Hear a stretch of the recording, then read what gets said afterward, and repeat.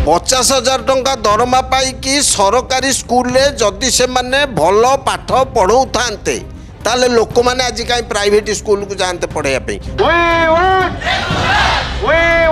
आज गोटे विधायक जदि दरमा तार बढ़िला काली ता एरिया रे गोटे लोकर असुविधा है गोटे लोकर असुविधा है ता झीटी की विवाह कर विधायक तांको पांठिरु से लाख टंका देले से सरकार दौरान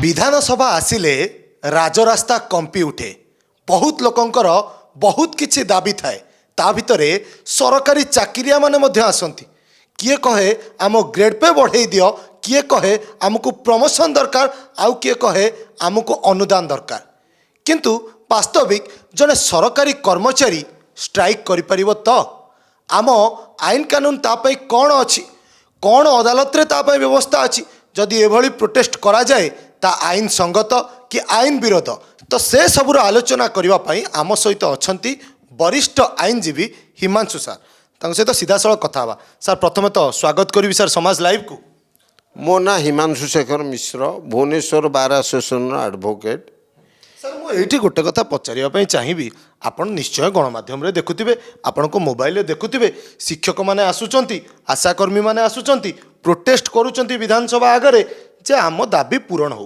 किए 17 दफा दाबी किए गोटे दाबी किए 3 दाबी एमती नहीं कि आसुंच सर जड़े सरकारी कर्मचारी आसिकी राजरास्ता विधानसभा आगे निजर दाबी रखिपर और स्ट्राइक कर जड़े सरकारी कर्मचारी विधानसभा आगे हो बा जोठी भी हो सरकारी कर्मचारी स्ट्राइक करें नहीं आमर service conduct rule act section 8 कहला से माने स्ट्राइक करें नहीं कौन सी प्रमोशन कौन सी दरमा बढ़ाइबा वर्धित दरमा से माने स्ट्राइक कहीं करेंगे से गोटे रही यहाँ आमर विधानसभा आसला माने लोकंकर जहाँ हेले से माने जाउछन्ति विधानसभा सामने जाई बसी पड़ुछन्ति कौन ना आमर दाबी पूरण हो आज वर्तमान मुझे देखुची मोबाइल न्यूज रे भी देखुची मास्टर माने स्ट्राइक करछन्ति तांकर दरमा बढ़ाइबा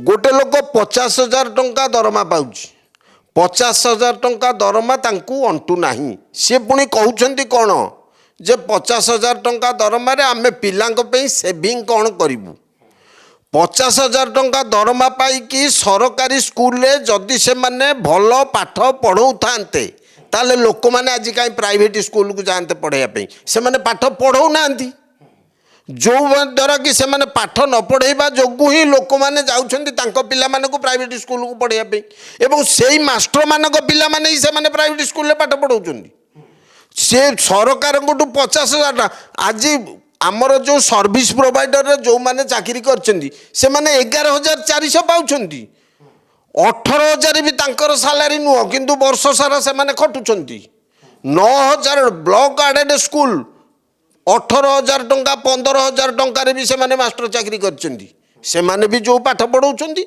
एमाने भी सेया पाठ पढ़ौछन्ति किंतु एमानकर रेगुलर हेबा द्वारा तो स्कूल रे पाठ पढ़ाउडी होउनी सरकार कहवा कथा आपण स्ट्राइक जदि करिवे कौनसी प्रमोशन पे स्ट्राइक करिपारिबे नहीं वर्धित दरमा पे स्ट्राइक करिपारिबे नहीं service conduct service rule act section 8 पढ़ंतु आपण स्ट्राइक करिपारिबे नहीं स्ट्राइक करबा द्वारा तो पिलांकर तो पाठ पढ़ा लॉस होला सरकार आपण को पैसा काई दबो सर ये तो कथा उठुची जदि एमती नियम अच्छी से माने स्ट्राइक करें ना जदि से माने स्ट्राइक करती ताहेले तांको पई कौन दंड विधान अच्छी सर से अरेस्ट कर नचेत से शोकज नोटिस मागी पार शोकज नोटिस मागिकी से जगार से नुआ पोस्टिंग दे दो सरकार हाथ में सबकि अच्छी सरकार चाहिए सबकि करें सरकार जदि चाहिए तांकु नोटिस दे देगी तांकु वर्तमान से सरकार निजे कही दिंतु जे से माने जाई कार्य जॉइन करंतु जदि कार्य जॉइन न करिवे से नुआ पोस्टिंग दे दिंतु काली की स्ट्राइक उठी जिवो सरकार तो निजे सेतक करूना आ विधानसभा गोटे पेंठस्थली हो जाए वर्तमान आमर विधानसभा जेते बेले भी आरंभ हो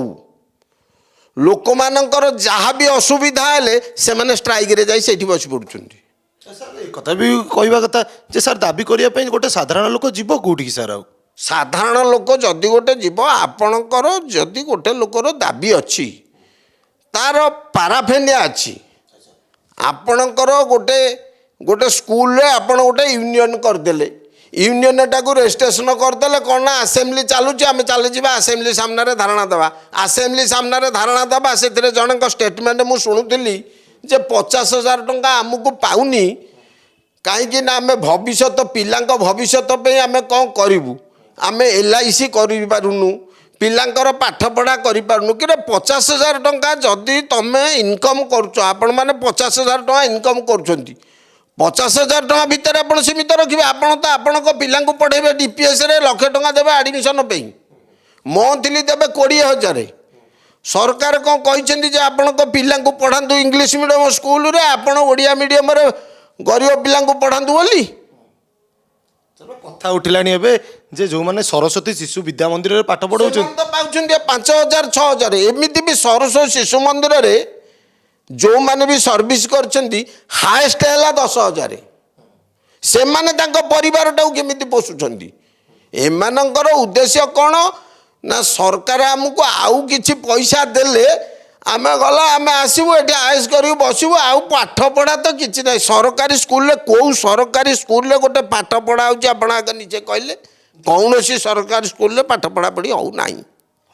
ତାମାନେ ଧୀରେ ଧୀରେ ଧୀରେ ପା ସାର୍ ସ୍କୁଲ ଗୁଡ଼ା ଯେଉଁଗୁଡ଼ା ଆମେ ଛୋଟବେଳେ ପାଠ ପଢ଼ିଥିଲୁ ଉପ୍ରା ବିଦ୍ୟାଳୟ ବୋଲି କଥା ଉଠୁଥିଲା, ସେ ବା ଧୀରେ ଧୀରେ ବନ୍ଦ ହେବାକୁ ବସିଲାଣି। ମୁଁ ଆପଣଙ୍କୁ ଗୋଟେ ଉଦାହରଣ ଦେଉଛି। ଖୋର୍ଦ୍ଧା ଜିଲ୍ଲାର ବେଗୁନିଆ ବ୍ଲକ ଅନ୍ତର୍ଗତ କୁଞ୍ଜୁରୀ ପଞ୍ଚାୟତରେ ଗୋଟେ ସ୍କୁଲ ଥିଲା। ସେ ସ୍କୁଲରେ ବର୍ତ୍ତମାନ ଜଣେ ମାଷ୍ଟର ଅଛନ୍ତି। ମାଇନର ସ୍କୁଲ ଉଠିଗଲା, UP ସ୍କୁଲରେ ଜଣେ କେବଳ ମାଷ୍ଟର ଅଛନ୍ତି। ତାହେଲେ ଯଦି ପାଠ ପଢ଼ା ହେଉଛି, ସ୍କୁଲରେ ଯଦି ପିଲା ଅଛନ୍ତି, ତାହେଲେ ପିଲା ଯଦି ସ୍କୁଲରେ ଅଛନ୍ତି, ପାଠ ଯଦି ପଢ଼ା ହେଉଛି, ତାହେଲେ ଗଲା କୁଆଡ଼େ? ସ୍କୁଲକୁ ଗଭର୍ଣ୍ଣମେଣ୍ଟ କାହିଁ ବନ୍ଦ କରୁଛି? ଗଭର୍ଣ୍ଣମେଣ୍ଟ ତ ସ୍କୁଲ, କାରଣ ସ୍କୁଲରେ ପାଠ ପଢ଼ା ହେଉନି ବୋଲି ପିଲା, କାରଣ ମୁଁ କହୁଛି ଆପଣଙ୍କୁ ବେଗୁନିଆ ବ୍ଲକର କୁଞ୍ଜୁରୀ ସ୍କୁଲ, ସେଟା ବହୁତ ଦିନର ପୁରାତନ ସ୍କୁଲ। ସେ ସ୍କୁଲର ପିଲା ସେ ସ୍କୁଲକୁ ନ ଯାଇକି ତା ପାଖ ଗାଁର ଗୋଟେ ଡାଳତଳା ଗୋଟେ ଗାଁ ଅଛି ସେଠିକି ଯାଉଛନ୍ତି। ତାମାନେ ବର୍ତ୍ତମାନ କୁଞ୍ଜୁରୀ UP ସ୍କୁଲରେ ଦେଖିବେ, ଯେଉଁଟା ନୋଡାଲ ସ୍କୁଲ ଗଭର୍ଣ୍ଣମେଣ୍ଟ କରିଛନ୍ତି, UP ସ୍କୁଲରେ 45 ପିଲା ସେଥିରେ ଅଛନ୍ତି। ପଞ୍ଚମ ଯାଏଁ ପିଲା, ପ୍ରଥମରୁ ପଞ୍ଚମ 45 ଜଣ ପିଲା ପାଠ ପଢ଼ୁଛନ୍ତି। କାରଣ ସେଠି ନିଜେ ପିଲା ରହୁନାହାନ୍ତି, ଯିଏ ମାଷ୍ଟର ସେଠି ଅଛି ତା ପିଲାକୁ ପଢ଼ଉଛି ଡାଳତଳା ସ୍କୁଲରେ। ମୁଁ ଜ୍ୱଳନ୍ତ ଉଦାହରଣ ଦେଇଦେବି, ସେ ସ୍କୁଲଟା ହିଁ ବନ୍ଦ ହେଇଗଲା। ସାର୍ ସେଥିପାଇଁ ବି ପ୍ରୋଟେଷ୍ଟ ସାର୍ ଆସୁଛି ଯେ 100ରୁ ଅଧିକ ସ୍କୁଲ ଆଜି ପର୍ଯ୍ୟନ୍ତ କୁଆଡ଼େ ଅନୁଦାନ ପାଇନାହାନ୍ତି ସାର୍। ନା, ସରକାରୀ ଅନୁଦାନ ଆଜି ପର୍ଯ୍ୟନ୍ତ ସ୍କୁଲ ବି ପାଇନାହାନ୍ତି। ସ୍କୁଲ କେତେ ଚଳେଇବ ମ୍ୟାନେଜିଂ କମିଟି? ମ୍ୟାନେଜିଂ କମିଟି କେତେ ଚଳେଇବ? ଆପଣ ଯେତେକ ସ୍କୁଲ ଦେଖନ୍ତୁ ମ୍ୟାନେଜିଂ କମିଟି ଚଳାଉଛି, ସେ ମ୍ୟାନେଜିଂ କମିଟିରେ ଛତିଶଗଡ଼ରେ BEd ପାସ୍ କରିଥିବେ, କୁରୁକ୍ଷେତ୍ର ୟୁନିଭର୍ସିଟିରୁ ପାସ୍ କରିଥିବେ, ଆନ୍ଧ୍ରା ୟୁନିଭର୍ସିଟିରୁ ପାସ୍ କରିଥିବେ। ସେମାନେ ଆସିକି ଏଠି ପାଠ ପଢ଼େଇବେ କ'ଣ? ସେମାନେ ଯାଉଛନ୍ତି ସେଠି ଏବଂ ସେଇ ସ୍କୁଲରେ ସେମାନେ ଯେଉଁ ପାଠ ପଢ଼ାଉଛନ୍ତି, BEd ପିଲା ବି ସେ ଜାଗାରେ ପାଠ ପଢ଼ାଉଛନ୍ତି। ସେ ଜାଗାରେ ସେମାନେ ଯେଉଁ ପାଠ ପଢ଼ାଉଛନ୍ତି, ମ୍ୟାନେଜିଂ କମିଟି ତାଙ୍କୁ ଏପର୍ଯ୍ୟନ୍ତ ସୁଦ୍ଧା 7,500 ଟଙ୍କା ଦରମା ଦେଉଛି।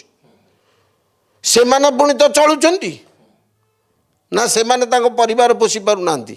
ସେ 7,500 ଦରମାରେ ଯଦି ୱିଦାଉଟ୍ ଗଭର୍ଣ୍ଣମେଣ୍ଟ ଆଡେଡ୍ ସ୍କୁଲର ଶିକ୍ଷକମାନେ 7,500 ଏବଂ ମ୍ୟାକ୍ସିମମ୍ ହେଇ 10,000 ଟଙ୍କାରେ ଯଦି ତାଙ୍କ ପରିବାର ଚଳେଇ ପିଲାଙ୍କୁ ସେଠି ପାଠ ପଢ଼େଇ ପାରୁଛନ୍ତି, ତାହେଲେ 50,000 ଟଙ୍କା ପାଇକି ଆପଣ ରାଜରାସ୍ତା ଉପରେ ପିଲାଙ୍କର ଭବିଷ୍ୟତ ନଷ୍ଟ କରି ପାଠ ପଢ଼ା ବନ୍ଦ କରି ଆପଣ ଆସିକି ଷ୍ଟ୍ରାଇକ୍ କରିବା, ଏଇଟାକୁ ସରକାର ଯଦି ଚାହିଁବେ section 8 service rule conduct act ଅନୁସାରେ ସେମାନଙ୍କ ପାଇଁ ଆକ୍ସନ୍ ନେଇପାରିବେ, ସସ୍ପେଣ୍ଡ କରିଦେଇପାରିବେ କରିବେ ସରକାର। ଏବଂ ନବନିଯୁକ୍ତି ସରକାର ନିଜେ ଆଜି ହିଁ ଆରମ୍ଭ କରିଦିଅନ୍ତୁ ଯେ ପିଲାଙ୍କୁ ନବନିଯୁକ୍ତି ଦିଆଯିବ ବୋଲି। ପିଲାଙ୍କୁ ଆରମ୍ଭ କରିଦିଅନ୍ତୁ, କାଲି ଦେଖନ୍ତୁ ସମସ୍ତେ ଯାଇକି ଚାକିରିରେ ଜଏନ୍ କରିବେ।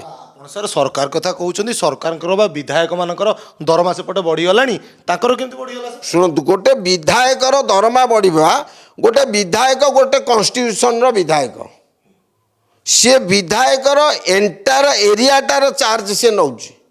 ଆଜି ଗୋଟେ ବିଧାୟକ ଯଦି ଦରମା ତାର ବଢ଼ିଲା, କାଲି ତା ଏରିଆରେ ଗୋଟେ ଲୋକର ଅସୁବିଧା ହେଲା, ତା ଝିଅଟିକି ବିବାହର କରିପାରୁନି, ବିଧାୟକ ତାଙ୍କ ପାଣ୍ଠିରୁ ସେ ଲକ୍ଷେ ଟଙ୍କା ଦେଲେ, ସେଟା ସରକାର ଦେଉଛନ୍ତି?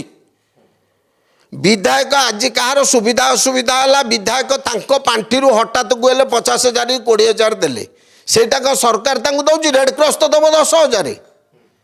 ଆଜି ଗୋଟେ ଲୋକର ଯଦି ଅସୁବିଧା ହେବ, ବହୁତ ଲୋକ ଏମିତି ଗରିବ ଲୋକ ଅଛନ୍ତି ଯେ କି ଆପଣ ବିଶ୍ୱାସ କରିପାରିବେନି, ଓଡ଼ିଶାରେ ବହୁତ ଲୋକ ଅଛନ୍ତି ଯେ କି ତାଙ୍କ ଝିଅ ବିବାହର କରିପାରୁନାହାନ୍ତି, ସେମାନେ ବିଧାୟକଙ୍କ ପାଖକୁ ଯିବେ, କାରଣ ଯେହେତୁ ବିଧାୟକ ସହିତ ବସିକି ଇଏ କରିଛନ୍ତି, ତେଣୁ ସେମାନେ ବିଧାୟକଙ୍କ ପାଖକୁ ଯିବେ। ବିଧାୟକ ପାଖକୁ ଗଲେ ବିଧାୟକ ମାନେ ତାଙ୍କୁ 20,000 କି 30,000 କି 50,000 ଟଙ୍କା ତାଙ୍କୁ ସାହାଯ୍ୟ କରିବେ। ଯଦି ଜଣେ ବିଧାୟକ 50,000 ଟଙ୍କା ସାହାଯ୍ୟ କଲେ, ସେ ବିଧାୟକ ତାଙ୍କ ପାଣ୍ଠିରୁ ଦେଲେ, ସେଇଟା ଯଦି ସରକାର ଦିଅନ୍ତେ ତାଙ୍କୁ, ଯେ ଆପଣଙ୍କୁ ଆମେ 2 ଲକ୍ଷ ଟଙ୍କା ଦେଇଦେଲୁ, ଆପଣ ବୁଲି ବୁଲି ବାଣ୍ଟନ୍ତୁ। ଯେ ମାଷ୍ଟର କାହା ପାଣ୍ଠିରୁ କାହାକୁ ସାହାଯ୍ୟ କରୁଛନ୍ତି? ଗୋଟେ ପିଲାଟେ ଯଦି ଫର୍ମ ଫିଲ୍ଅପ୍ ନ କରିପାରିବ, ମାଷ୍ଟର ବା କହିବେ ତମେ ପରୀକ୍ଷା ଦେବାକୁ ଆସିପାରିବନି। ଫର୍ମ ଫିଲ୍ଅପ୍ ଯଦି ଗୋଟେ ପିଲାଟେ ନ କରିପାରିବ, ତାର 100 ଟଙ୍କା କି 50 ଟଙ୍କା କି 150 ଟଙ୍କା ଥିବ, ମାଷ୍ଟର କହିବେ ଯେ ତମେ ଆସିପାରିବନି। କାରଣ ଏମିତି ବି ବର୍ତ୍ତମାନ ପିଲା ଅଛନ୍ତି ଯେ କି ଗଭର୍ଣ୍ଣମେଣ୍ଟ ସ୍କୁଲରେ ପାଠ ପଢ଼ିବାକୁ ଯାଇପାରୁନାହାନ୍ତି, କାହିଁକି ନା ତାଙ୍କର ବହିପତ୍ର କିଣିବା ଅସୁବିଧା, ସେମାନଙ୍କର ସ୍କୁଲକୁ ଯିବା ଆସିବାରେ ଡ୍ରେସ୍ କିଣିବା ଅସୁବିଧା, ଏମିତି ବି ପିଲା ଅଛନ୍ତି। ମାଷ୍ଟରମାନେ କାହାକୁ କହିଲେଣି କି ଆଜି ପର୍ଯ୍ୟନ୍ତ କୌଣସି ସାର୍ ମାନେ ଟିଚର ମାନେ କହିଲେଣି କି ଯେ ଏଠି 5ଟା ପିଲା ତାଙ୍କର ପରିବାରର ଏମିତି ଅସୁବିଧା, ଆମେ ତାଙ୍କୁ ସାହାଯ୍ୟ କରୁଛୁ, ସେମାନେ ପାଠ ପଢ଼ନ୍ତୁ? ପିଲା ଯଦି ମାଥମେଟିକ୍ସ ବହି କି ସାଇନ୍ସ ବହି ଗୋଟେ ବହି ନ ଆଣିଥିବେ, ତୁ କାଲିଠୁ ଯଦି ବହି ନ ଆଣିବୁ ତୁ କାଲି ଆସିବୁନି। ତା ବାପା ଯଦି 500 ଟଙ୍କା ମୂଲ ଲାଗି ଆଣିବ, ସେ ପରିବାର ଚଳେଇବ, ବହି ଆଣିବ ଯେ ପୁଅ ତୋର ଆଉ ପାଠ ପଢ଼ିବା ଦରକାର ନାହିଁ, ତୁ ବର୍ତ୍ତମାନ ବରଂ ବସ, ନହେଲେ ଆମେ ମୂଲ ଲାଗିବା, ଆମେ ତ ପାଠ ପଢ଼ି ପାରିବାନି। ଯଦି ବିଧାୟକଙ୍କ ସହିତ ମାଷ୍ଟରଙ୍କର ତୁଳନା ହେଉଛି, ମାଷ୍ଟରମାନେ ଆଜି କହୁଛନ୍ତି ବିଧାୟକଙ୍କ ଦରମା ବଢ଼ିଗଲା, ବିଧାୟକ ମାନେ ଯେଉଁ କାମ କରୁଛନ୍ତି ମାଷ୍ଟରମାନେ ସେଇ କାମ କରନ୍ତୁ। ଆଜି ଜଣେ ବିଧାୟକ, ମୁଁ ଆପଣଙ୍କୁ ଜଣଙ୍କର କାହା ନାଁ କହୁନି, ଜଣେ ସମିତି ସଭ୍ୟ ଅଲାରପୁରର, ଏଇ ଅଲାରପୁରର ଜଣେ ସମିତି ସଭ୍ୟ, ତା ଏରିଆରେ ଯଦି ଗୋଟେ ଲୋକ ତାର ଦେହାନ୍ତ ହେଇଗଲା, ସିଏ ସାଙ୍ଗେ ସାଙ୍ଗେ ତା ହାତରୁ 10,000 ଟଙ୍କା ଦେଇଦେଉଛି। କାହିଁକି ନା ତା ଏରିଆଟାରେ ଯଦି ଗୋଟେ ସମିତି ସଭ୍ୟ ତାକୁ 10,000 ଟଙ୍କା ଦେଉଛି, କାହିଁକି ନା ତାର ଆର୍ଥିକ ପରିସ୍ଥିତି ସ୍ୱଚ୍ଛଳ ନାହିଁ, ସେ କ'ଣ କାମ କାର୍ଯ୍ୟ କରିବ, 10,000 ଟଙ୍କା ତାକୁ ଦେଇପାରୁଛି। ତାହେଲେ କ'ଣ ମାଷ୍ଟର କାହାକୁ କେଉଁଦିନ ଗୋଟେ 5 ଟଙ୍କାଟେ ସାହାଯ୍ୟ କରିବାରେ ଆପଣମାନେ ଦେଖିଛନ୍ତି କି? ମୁଁ ତ ନିଜେ ଦେଖିନି କି ଶୁଣିନି। କାରଣ ମୁଁ ଆପଣଙ୍କୁ କହୁଛି, ଉଦାହରଣ ବି ଦେଇ ଦେଉଛି ଆପଣଙ୍କୁ, ଆଜି ଯଦି କୁଞ୍ଜୁରୀ ସ୍କୁଲ ବନ୍ଦ ହେଇଥାଏ, ବେଗୁନିଆ ବ୍ଲକର କୁଞ୍ଜୁରୀ ସ୍କୁଲ ବନ୍ଦ ହେଇଥାଏ, ସେଠି ମାଷ୍ଟର ଅଛନ୍ତି, ମେଟ୍ରିକ ଯିଏ 7 ଥର ପାସ୍ କରିଛନ୍ତି, ସେ ମାଷ୍ଟର ରିଟାୟାର୍ଡ କରିକି ସରକାରଙ୍କଠୁ ପଇସା ପାଇଛନ୍ତି। ମେଟ୍ରିକ ଫେଲ୍ ହେଇଥିଲେ ସେ ଚାକିରି କଲେ। ସୀତାକାନ୍ତ ସାହୁ କୁଞ୍ଜୁରୀ ଗ୍ରାମର ମେଟ୍ରିକ ଫେଲ୍ ହେଇକି ଚାକିରି କଲେ। 82 ମସିହାରେ ସେ ଚାକିରି ପାଇଲେ, 90 ମସିହାରେ ସେ ମେଟ୍ରିକ ପାସ୍ କଲେ। ସିଏ କ'ଣ ପାଠ ପଢ଼ଉଥିବେ? ତାଙ୍କୁ ସରକାର ଦରମା ଦେଇଛନ୍ତି। ମୋ କହିବାଟା ବୁଝନ୍ତୁ। ଆଚ୍ଛା, ଯଦି ସେମାନେ ସେ ଜାଗାରେ ସ୍କୁଲରେ ବର୍ତ୍ତମାନ ପାଠ ପଢ଼ା ହେଉନି ବୋଲି ପିଲାମାନେ ଅନ୍ୟ ଆଡ଼େ ଗଲେ, ଯଦି ସେ ଗାଁରେ ମାଷ୍ଟରମାନେ କହନ୍ତେ ଯେ ପିଲାମାନେ କାହିଁ କୁଆଡ଼େ ଯାଉଛନ୍ତି, ଆମେ ପଢ଼େଇବୁ, ତମେ ଖାଲି କହିବ କ'ଣ ସରକାର ଆମକୁ ପଇସା ଦିଅନ୍ତୁ ଆମେ ପଢ଼େଇବୁ, ତମେ ଆଗ ପିଲାଙ୍କୁ ପଢ଼େଇଲେ ତ ସରକାର ଅଟୋମେଟିକ୍ ପଇସା ଦେବେ। ତମେ ତ ପଇସାକୁ ଚାହୁଁଛ, ପିଲାଙ୍କ ଭବିଷ୍ୟତକୁ ଚାହୁଁନ। ତମେ ପିଲାଙ୍କ ଭବିଷ୍ୟତ ଯଦି ଚାହୁଁଥାନ୍ତ, ତାହେଲେ ଆସେମ୍ବଲି ଚାଲୁଥିଲା ସମୟରେ ପାଠପଢ଼ା ବନ୍ଦ କରି, ସ୍କୁଲ ବନ୍ଦ କରି ଆସିକି ଷ୍ଟ୍ରାଇକ୍ରେ ବସିନଥାନ୍ତ। ତାମାନେ ମୋଟାମୋଟି ଭାବରେ ସାର୍ ଆପଣଙ୍କ କହିବା କଥା, ଆମ ଆଇନ ବ୍ୟବସ୍ଥାରେ ଏମିତି କିଛି ବ୍ୟବସ୍ଥା ଅଛି ଯେଉଁଥିରେ ଗୋଟିଏ ସରକାରୀ କର୍ମଚାରୀ ଷ୍ଟ୍ରାଇକ୍ରେ ବସିପାରିବ ନାହିଁ, ନିଜର ଦରମା ବଢ଼ାଇବା ପାଇଁ କହିପାରିବ ନାହିଁ। ଯଦି ଏମିତି କରେ ଏହା ଗୋଟିଏ ଅପରାଧ। ସରକାର ଚାହିଁଲେ ତାଙ୍କୁ ଚାକିରିରୁ ବହିଷ୍କାର କରିଦେଇ ପାରନ୍ତି। ସବୁ କିଛି ସରକାର ହିଁ କରିପାରିବେ। କୌଣସି ଗଭର୍ଣ୍ଣମେଣ୍ଟ ସର୍ଭାଣ୍ଟ କୌଣସି ଷ୍ଟ୍ରାଇକ୍ କରିପାରିବେ ନାହିଁ। ସରକାର ଚାହିଁଲେ ତାଙ୍କ ପ୍ରତି ଆକ୍ସନ ନେଇପାରିବେ।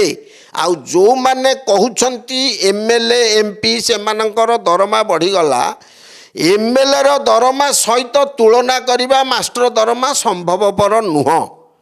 କାରଣ ମୁଁ ଆପଣଙ୍କୁ କହିବା କଥା, ଗୋଟେ ଏମଏଲଏ ରାତି ପାଇଲେ ଯାହା ବି ହେଲେ ତା କନଷ୍ଟିଚ୍ୟୁସନ୍ ତା ଏରିଆରେ ଯେକୌଣସି ସୁବିଧା ଅସୁବିଧା ଥିବ, ସିଏ ଯାହା ବି ହେଲେ 5,000 10,000 15,000 ହେଲେ ସେ 5 ବର୍ଷ ଭିତରେ ସିଏ ତାର ସାହାଯ୍ୟ କରି ଚାଲିଥିବ।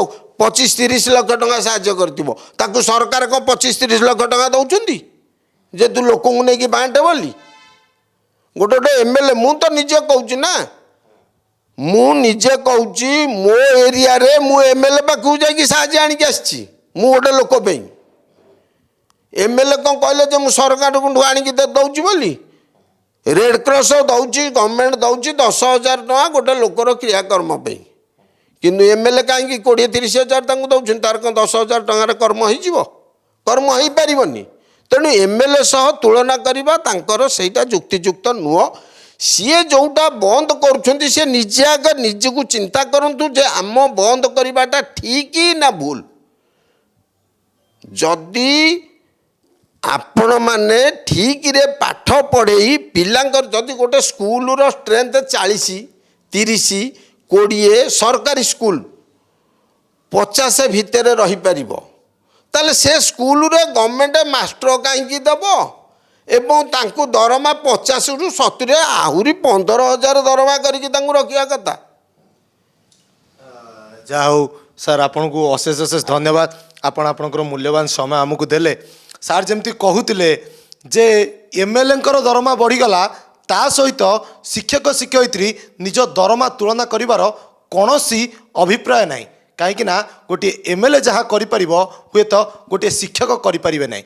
ଆଉ ଦରମାର କଥା ଯେତେବେଳେ ଉଠୁଥିଲା, ସରକାର କ'ଣ କରିବେ ତାକୁ ନେଇ ଯେତେବେଳେ କଥା ଉଠୁଥିଲା, ସାର୍ କ୍ଲିଅର କରି କହିଦେଲେ ଯେ ଯେତେବେଳେ ଦରମା ବଢ଼ିବ ସେତେବେଳେ ପିଲା ତ ଥିବା ଦରକାର ସ୍କୁଲରେ ପାଠ ପଢ଼ିବା ପାଇଁ। ଯଦି ସ୍କୁଲରେ ପିଲା ନାହାନ୍ତି ତାହେଲେ ସରକାର ଦରମା ବଢ଼େଇବେ କେମିତି?